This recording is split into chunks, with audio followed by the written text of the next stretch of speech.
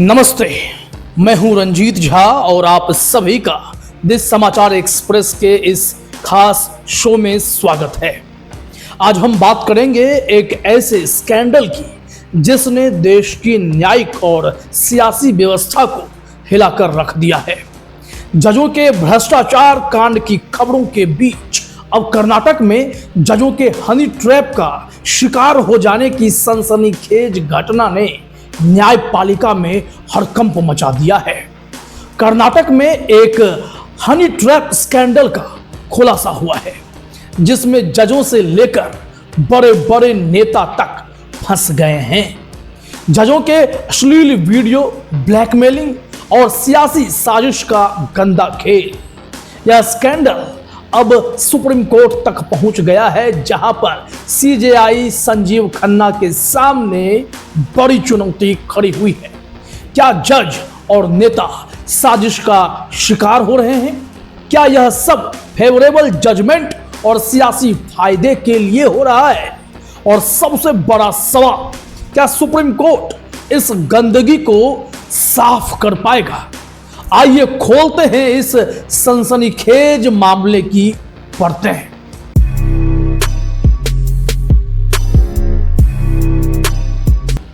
बीस मार्च 2025 को कर्नाटक विधानसभा में एक ऐसा खुलासा हुआ जिसने तहलका मचा दिया।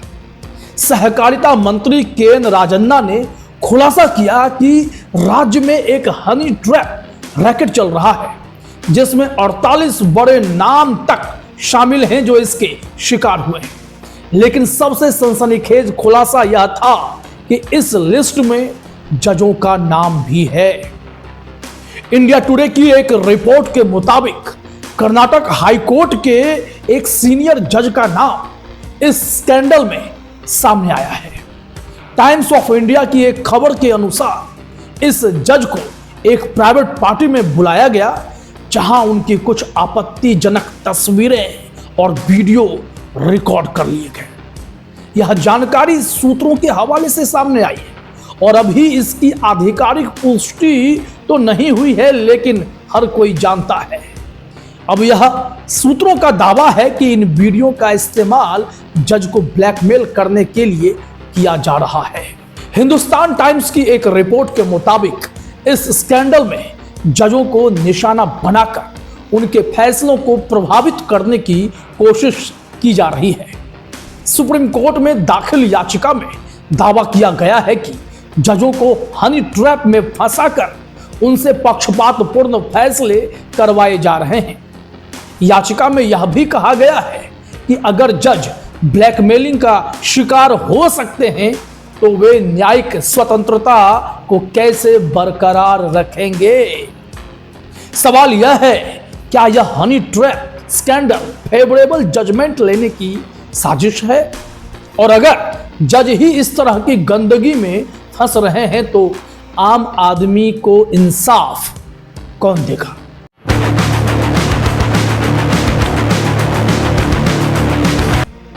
यह स्कैंडल सिर्फ जजों तक सीमित नहीं है।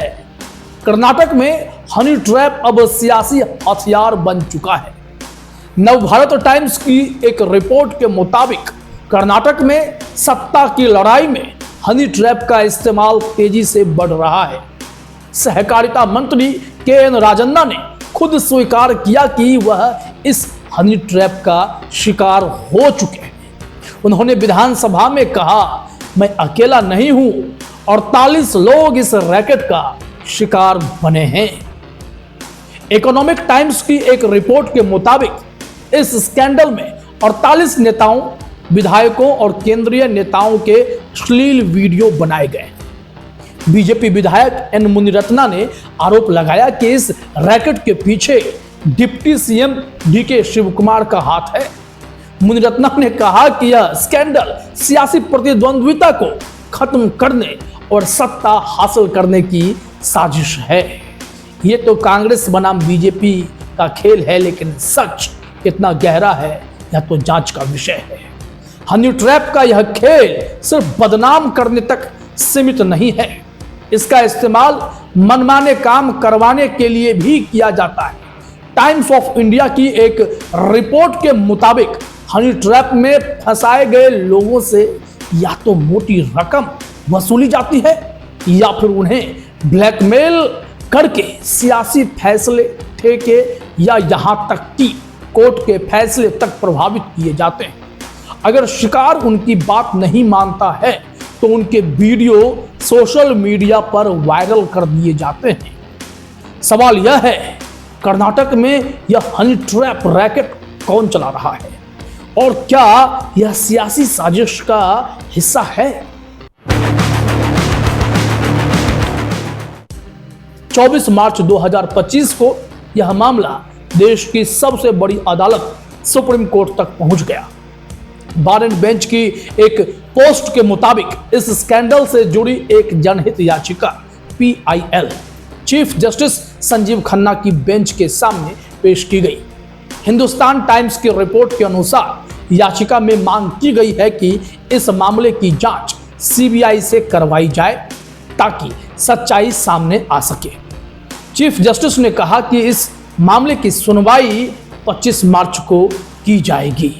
मतलब उम्मीदें बढ़ी हैं, लेकिन यहां सबसे बड़ा सवाल यह है कि क्या चीफ जस्टिस संजीव खन्ना इस मामले में सख्ती दिखा पाएंगे, क्योंकि उनके सामने अपनी ही न्यायपालिका की लाज बचाने और इस गंदगी से मुक्त करने का सबसे बड़ा दबाव है। यहां न्याय के मंदिर में बैठे जज और देश राज्य चलाने वाले नेता ही हनी ट्रैप का शिकार हो रहे हैं। हाल ही में CJI खन्ना ने भ्रष्टाचार के आरोपों से घिरे दिल्ली हाईकोर्ट के जज यशवंत वर्मा को इलाहाबाद हाईकोर्ट भेजने का फैसला कर लिया, जो हैरान करने वाला है। और कई हाईकोर्ट बार एसोसिएशन इस फैसले का विरोध तक कर रहे हैं और उनके इस फैसले पर सवाल उठा रहे हैं। दरअसल अब सवाल यह है कि क्या सुप्रीम कोर्ट इस स्कैंडल की सच्चाई को सामने ला पाएगा या फिर यह मामला भी सियासी दबाव में दब जाएगा।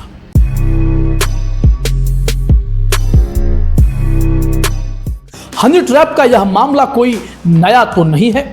साल 2019 में मध्य प्रदेश में एक बड़ा हनी ट्रैप स्कैंडल सामने आया था, जिसमें IAS अधिकारियों, नेताओं और बड़े नौकरशाहों को निशाना बनाया गया था।